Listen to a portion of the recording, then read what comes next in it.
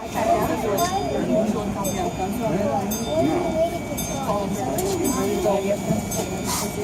when all these cars move.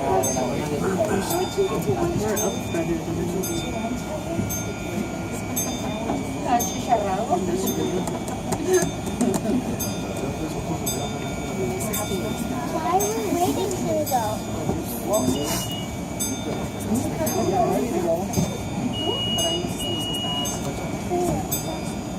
So good afternoon, folks. We'll be going here in just a moment. My name's Isaac. Is this anyone's first time coming up? Awesome. Glad you made it. Well, we have a nice 15-minute trip up. Our average speed is 13.6 miles per hour, about 20 feet per second. We just left an elevation of 6,559 feet. At the top, it is 10,378 feet. As we go along, if you guys have any questions, feel free to ask. I'll do my best to answer it for you. If I don't know it, I can always make it up to make you feel better. And we are going to be traveling over 2.7 miles worth of cable. We just left an elevation of 6,559 feet. Top is 10,378. Average speed is 13.6 miles per hour, roughly 20 feet per second. Now, I know one thing a lot of people end up wondering is how often all these big boulders roll down the hills. I know a lot of them are right on the edge, very precarious places. To be honest with you, it doesn't happen very often. We don't get very much erosion here. We get very little rain or snow with it being a desert. We also have almost zero seismic activity to the point you couldn't feel it. Now, the tram started construction in 1964, ended in 66. It cost $2.1 million to build. Now, if you were to try to rebuild the tram today, you'd be looking more like $30 to $40 million not, and that's a pretty low estimate.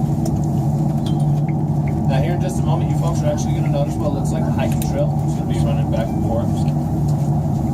Now, this is going to, even though it looks like a hiking trail, this is actually an original service road that they used during the 60s to bring up all the trucks, crews, cranes, and equipment to build the first tower. Yeah, it gives you a small idea of that erosion rate. Comes up to the first tower that stands at 264 foot tall. No, 34 foot tall, sorry. And leaves it up here at 8-degree angle. As we pass over the tower, there's going to be a slight swing and sway. Nothing to worry about. Best thing to remember, there's no reason to panic unless I've been.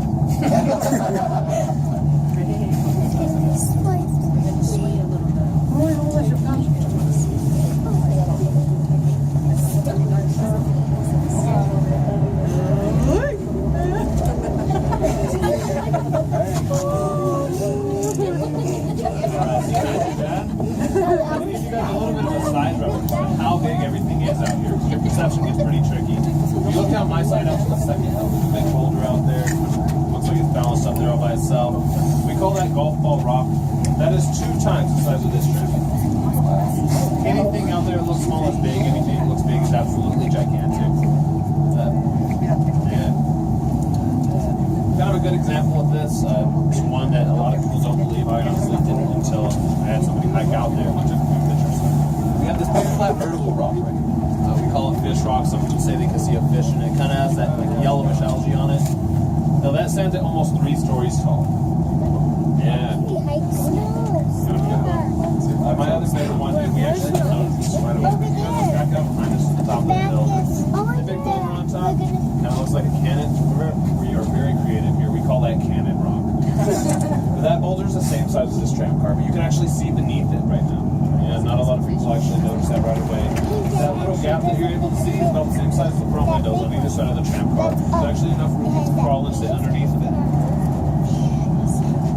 No, thank you.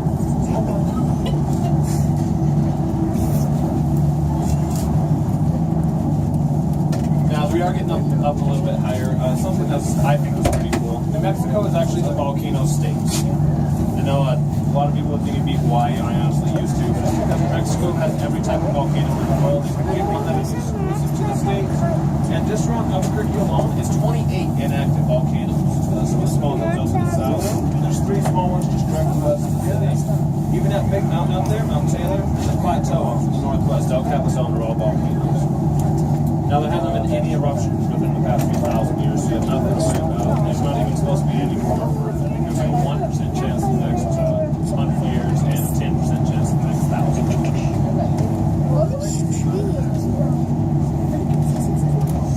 Now, as we do get up to the top, you guys are going to notice that if you go out hiking, there is a chance you can find fossils. Yeah. There's actually quite a few fossils up here. This entire area was actually originally covered under a shallow sea. And all that erosion and stuff actually causes this mountain to pull up and away. So the connecting ridge at the top of this mountain, rather than being pushed up, actually pulled apart. It's actually on the other side of the Rio Grande.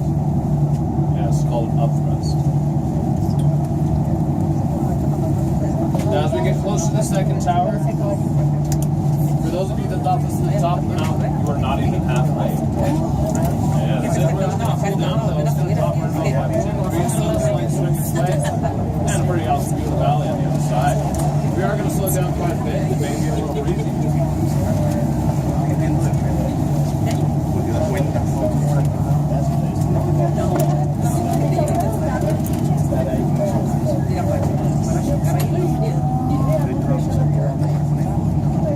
Now this second tower stand, the 80 foot, was actually completed entirely by helicopter. It took over 3,000 helicopter trips to complete the entirety of the tram. Leaving it 1,000 just for this tower and an additional 2 for the cable itself.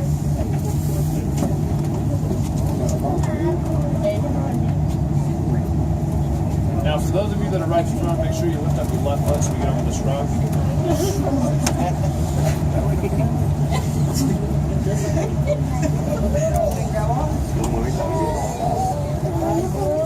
Oh, there's the red one. The red one.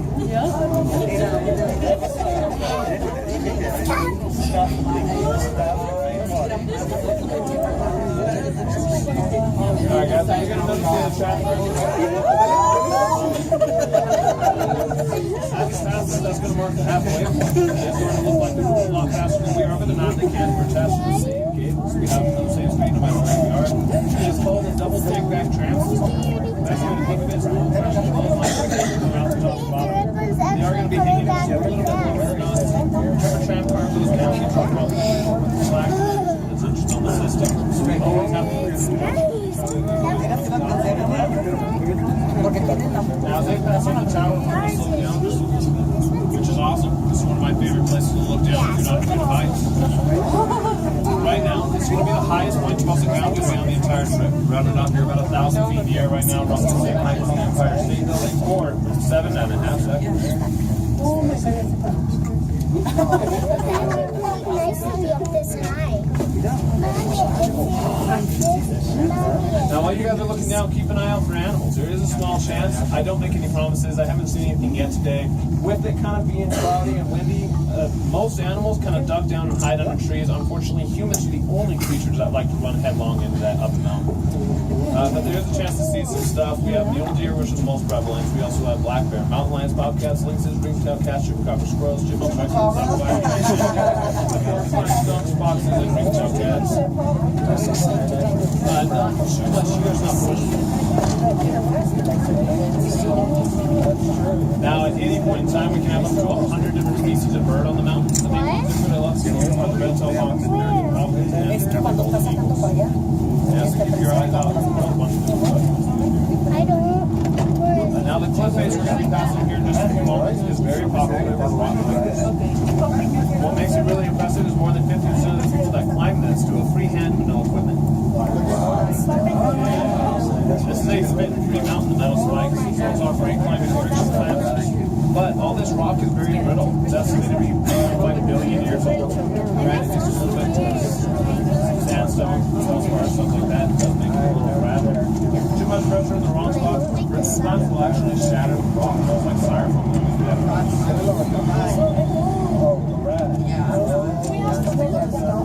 I'll try.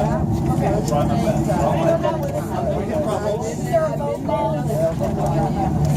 I changed my mind. I don't think I want to do the tram. Oh, you're committed now. I think I'll just stay at the base. Alright guys, the second canyon we're passing through now is called Echo Canyon. This is the only spot in the entire mountain that has a year-round stream that runs through it. To be honest with you, that stream's only visible for like a week or a year. It's really hard to see. The stream's usually only 6 to 8 inches wide, and less of snow is noticed. All those trees down there, the Walker View, are right about 75 to 100 feet tall.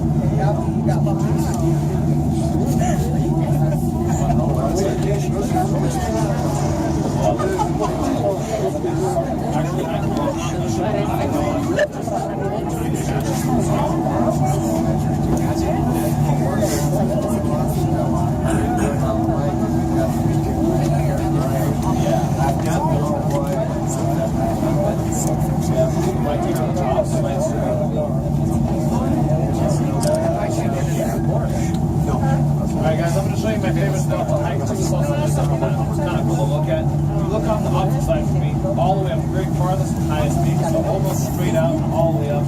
There's a little gray building kind of on the end of that cliff, the very highest and farthest peak. And it's called Kiwanis Cap. It was built back during the 1930s by the CCC, the Civilian Conservation Corps, in order to give a place for all the guys that were working up here during the Depression, building all the hiking trails. So they had somewhere to go during inclement weather. As well as they would stay up there during the work week to help them save money. Because driving down the backside before it was paved took quite about 2 to 3 hours. It was pretty rough with the cars, and during the Depression was a waste of money. The building was made 3 times during that time. The first time they made it out of wood, it burned down. The second time they made it out of wood, in the high wind, blew it off the mountain. And finally, if their little peak got smart, they built it out of stone, and it's remained since. As we saw and found it, follow the slants of the mountain trail, slants up to the left, follow that all the way out, right before they click the little gray building with a black window. If you wanted to hike there from the top, you're looking right around an hour and a half round trip, or 3 miles round trip, depending on how fast you want to take it. I don't know that I would suggest it today. Well, it's really not that bad. It's a little breezy, so if you're prepared for it, do it, but please take your time and do not stand right on the ledge. This is a decaying mountain. It is just a suggestion, but it is a very strongly suggested suggestion. Now we are going to slow down a little bit here just because the other tram cars pass in the first tower. Since it is a little breezy, they have to slow down as they go past it. This is just an extended view. This usually costs extra. So I thought maybe it would be gone by yeah, now. it's not too bad. Now you guys may notice all this kind of pink and orange coloring in the rock. See, this is actually what gives the mountain its name, Sandia. This is caused by a very tiny mineral called feldspar, which is a crystalline potassium type mineral interacting with the minute amount of iron in the rock. About 15-20 minutes before sunset on a clear day, the entire mountain range gets this pretty green rose color to it. May not happen tonight with all those clouds out there. This is actually why we believe the Spanish settlers called this Sandia Mountain. Sandia is Spanish for watermelon. Now, before the Spanish settlers came in, the natives here actually called this the Turtle Mountain, or Tortoise Mountain, because of the way that the mountain kind of slopes in the back. Apparently, if you're coming from certain angles in the north, it looks like the back of a turtle shell. Now, as we're getting up a little bit higher, just so you guys are aware, the tram runs back to back every 15 to 30 minutes. You do not need to be on any specific one. They are not numbered up here, which is awesome. I do believe there was a little bit of a wait just because there's quite a bit of people up here. Nothing to worry about. We'll make sure we get you down. The last one coming down the mountain tonight is probably going to be somewhere right about 8:30-ish, maybe a little bit later. It really all depends on the last group of the restaurants. I don't suggest hiking in the dark, but if you're prepared for it, go ahead. Just make sure you're back in time. Now, there may be a few small bumps we come in the dock, nothing to worry about. I will try to warn you before they happen, if they happen. If I miss it, this is the official warning. You're going to exit off the side opposite from me, maybe just a moment before we get up there with the wind. If you guys are going to the restaurant, it's going to be straight down the north side of the dock, which is opposite side from me, and also same side you're exiting. The food is awesome, staff is awesome, the bar is even better. Where do we get it out, right? Now all this limestone rock is kind of this big layer that's on top of the mountain. That's where you find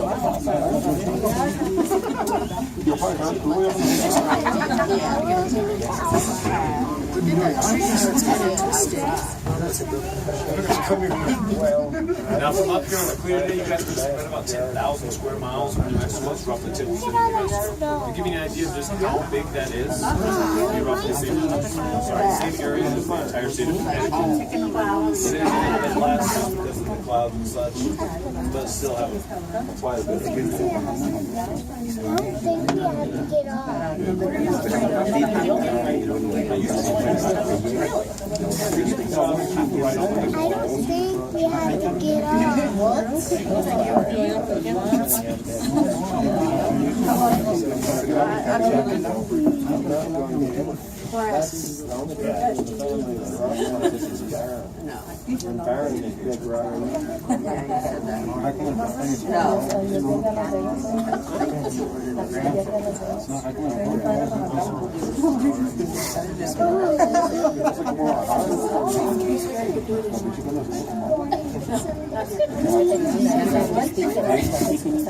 small bump here, folks.